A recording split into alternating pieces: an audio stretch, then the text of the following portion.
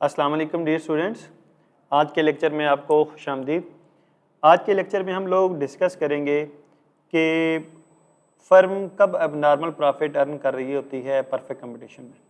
लेकिन ये बहुत रेयर है कि परफेक्ट कंपटीशन के अंदर जो फ़र्म है वो नॉर्मल प्रॉफिट अर्न कर रही हो।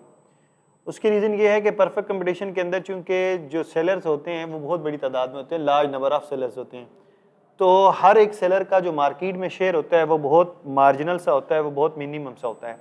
तो जब मार्केट के अंदर शेयर कम होता है तो इसका मतलब उनकी मार्केट के अंदर से जो रेवेन्यू हो रहा होगा वो भी कम होगा। तो इसलिए परफेक्ट कंपटीशन के अंदर जो फर्म है वो नॉर्मल प्रॉफिट अर्न कर रही होती है। एबनॉर्मल प्रॉफिट के रेयर चांसेस होते हैं, लेकिन कुछ केसेस के अंदर उनको एबनॉर्मल प्रॉफिट भी अर्न हो जाता है। तो वो एबनॉर्मल प्रॉफिट कब अर्न करेंगे? जब फर्म का एवरेज रेवेन्यू ग्रेटर देन हो जाएगा एवरेज कॉस्ट से।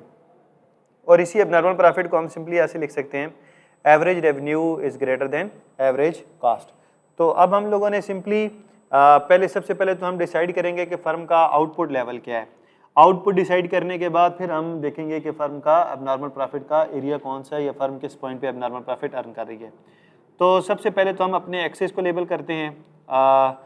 एक्स एक्सेस के ऊपर हम लोग क्वांटिटी ले रहे हैं, वाई एक्सेस के ऊपर हम लोग रेवेन्यू एंड कॉस्ट ले रहे हैं। जैसे कि हमें पता है कि परफेक्ट कंपटीशन के अंदर प्राइस सेम होती है, प्राइस में कोई चेंज नहीं होता, फर्म प्राइस टेकर होती हैं।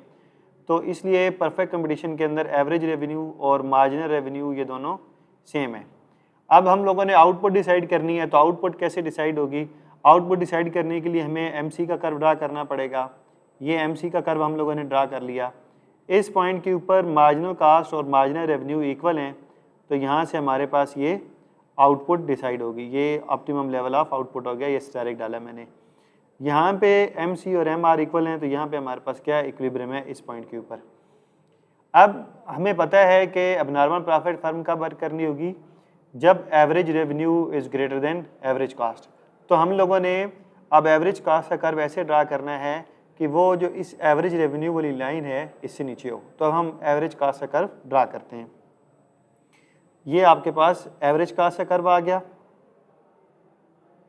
ये जो आप लोगों ने आउटपुट के लिए ये लाइन ड्रा की थी, इसी लाइन से यहाँ पे जो एवरेज कास्ट का ये मिनिमम पॉइंट है, यहाँ से आप इसी पॉइंट को यहाँ से आप लोग इसको इधर लेके जाएंगे, यहाँ से आप लोग इसको इधर ऐसे लेके जाएंगे, तो ये आपके पास कास्ट आ जाएगी। अब ये जो डिफरेंस है बिटवीन कास्ट एंड रेवेन्यू, ये जो मैंने शेडेड एरिया कर दिया है, ये शेडेड एरिया सारे का सारा आपके पास एबनॉर्मल प्रॉफिट को शो कर रहा है, क्योंकि आप प्राइस ये चार्ज कर रहे हैं इस पॉइंट के ऊपर और जो आपकी कास्ट है वो ये है।